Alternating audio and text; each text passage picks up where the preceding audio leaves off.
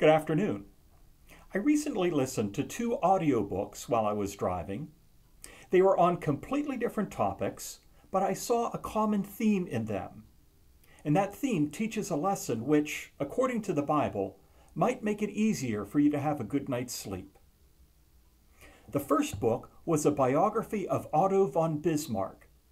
Von Bismarck was the man whose vision and drive created the German Empire in the 1800s.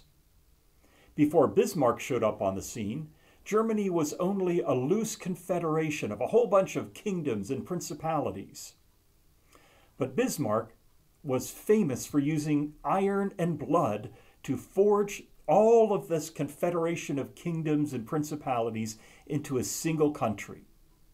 And he did so by using warfare. They fought wars against Austria and Denmark and France. And some people, like the author of the biography I listened to, argued that the way that Bismarck created the German Empire sowed the seeds for World War I.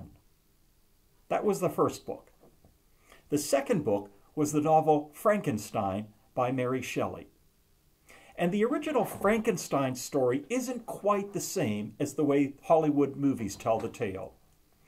Frankenstein doesn't have a hunchback assistant named Igor going around shouting, "It's alive! It's alive! It's alive!" Now, in the book, Victor Frankenstein is overwhelmed by how disease and death has struck those people whom he loves. And so, as part of a battle against death, Frankenstein wanted to bring life so that the world and the humanity could benefit. Unfortunately, the result of his work was a monster that was so horrible that even he detested it and wanted to destroy it. The monster that Frankenstein brought to life killed his brother and his dear friend and wreaked havoc everywhere. Now, as I said, these two books seem to have nothing in common. The biography of an actual person and a fantasy novel about a monster. But there is a common theme. Otto von Bismarck and Victor Frankenstein both wanted to improve the world. One of them wanted to do so by uniting a nation, and another one wanted to bring life where he saw death. The result, however, only made the world worse. One unleashed a monster into society, and the other arguably plunged Europe into catastrophic warfare. Now, a word we could use to describe both Bismarck and Frankenstein is striving. They both strove to use their resources and their wits to achieve something. And they did this rather than following God's guidance for His will to unfold instead of theirs. Now, I haven't tried to forge any empires, and I haven't created any monsters, but I have done my own share of striving. I have tried to make things happen in my life or in the world around me, and my results weren't much better. The results of my striving have caused problems of their own. Now, at the time, it didn't seem like I was striving. It didn't seem like I was following my own plan instead of God's. I thought I was doing the right thing.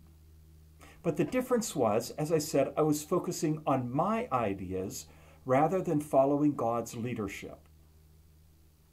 What I have learned through the years, though, is that when I follow God's plan, things fall into place.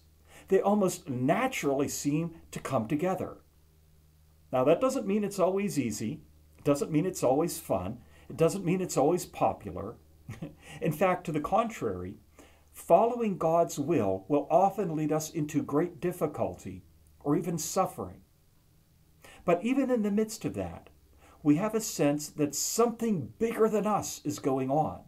We can recognize that a plan is unfolding which is bigger than our own schemes and ideas.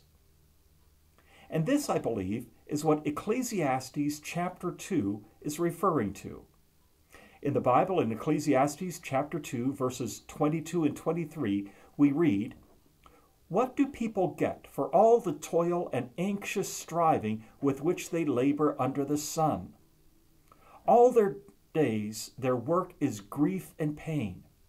Even at night their minds do not rest.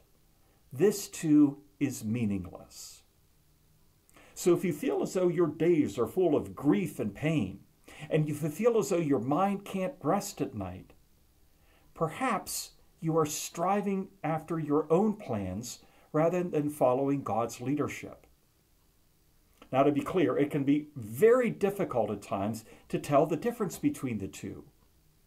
Usually, we don't recognize that we've been striving, that we've been following our own plans instead of God's, until we look at events in the rearview mirror.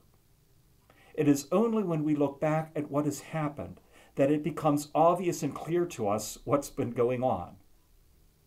We can only hope, though, that each time we learn this lesson, it gets a little bit easier for us to tell the difference between striving to achieve what we think is good instead of humbly following where God is leading. Would you pray with me, please?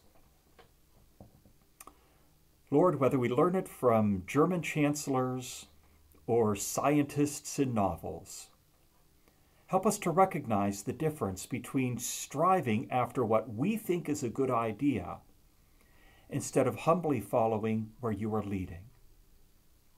Give us the patience to wait for you, the wisdom to look for you, and the strength to follow as you lead.